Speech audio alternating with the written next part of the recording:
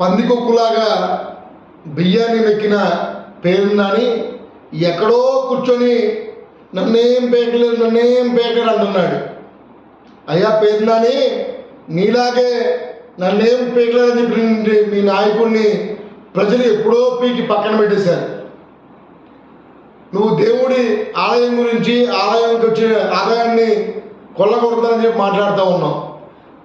వెంకటేశ్వర స్వామి గుడి ఆదాయాన్ని లెక్కగట్టి 10 ఏళ్లకు వచ్చే ఆదాయాన్ని 50 రోజుల్లో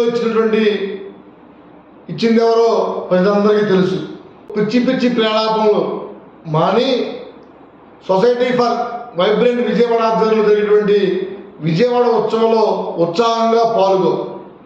లేదు మేము సైకోలం, ప్రజలు సంతోషంగా ఉంటాం, మాకు ఇష్టం లేదు, మేము ఇలాగే ఉంటామంటే మాత్రం ప్రజలు చూస్తూ ఊరుకోరు.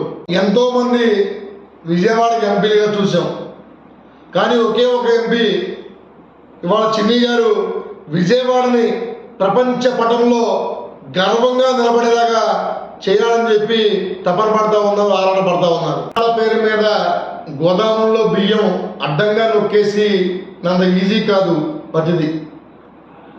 ప్రజాక్షేత్రంలో ప్రజలకు సేవ చేయటమే పరమావధిగా భావించినటువంటి కేసీఆర్ చిన్ని గారి గురించి మాట్లాడటం అంటే ఆకాశం మీద ఉమ్మేసినట్లే. వాళ్ళతో ఏడవడం పని.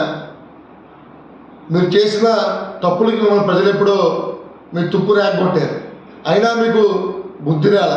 ఆ తప్పుల్ని కప్పిపుచ్చుకోవడం కోసం మీరు పిచ్చి మాటలు మాట్లాడుతూ ఉన్నారు.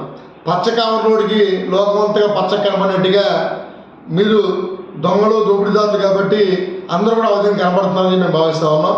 మీరు కనుక ఇలాగే పిచ్చి వేషాలు వేస్తే ప్రజలు మిమ్మల్ని తరిమి కొడతారు. కబడ్డాలు జాగ్రత్త.